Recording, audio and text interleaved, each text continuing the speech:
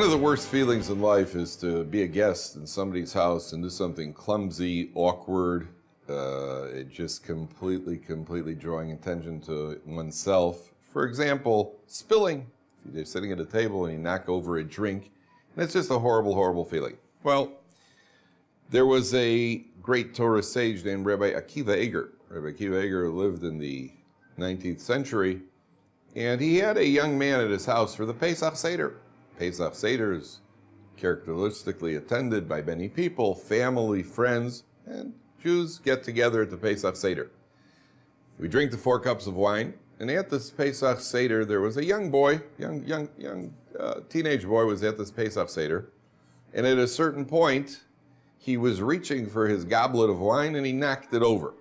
Now, you know that feeling, you feel absolutely horrible, and people stand there telling you, oh, it's okay, but it's not okay, and you feel terrible.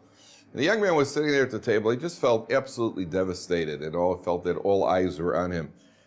And a couple of minutes later, Rabbi Akiva Eger took his own goblet of wine, and he very discreetly shook the table and spilled his own goblet of wine. There's an old saying, misery loves company. And when a person is in a state of misery, the one thing they want more than anything else is to see that somebody else is miserable too. That takes away half of the pain. According to the Talmud, Soras Rabbi Mechatzi Nechama, when more than one person, when the community is suffering, that's half of a consolation.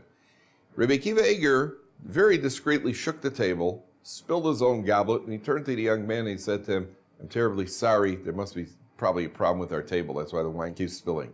Why did he do that? Why did Rabbi Akiva Eger do that? Because he knew how devastated the young man felt.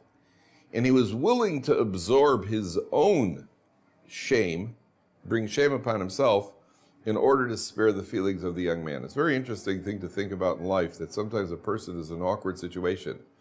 And the way to rescue them may very well be that we should enter into that situation ourselves. It's a difficult thing to do. It's a challenge. But if one does such a thing, one can save and relieve the other person of so much suffering.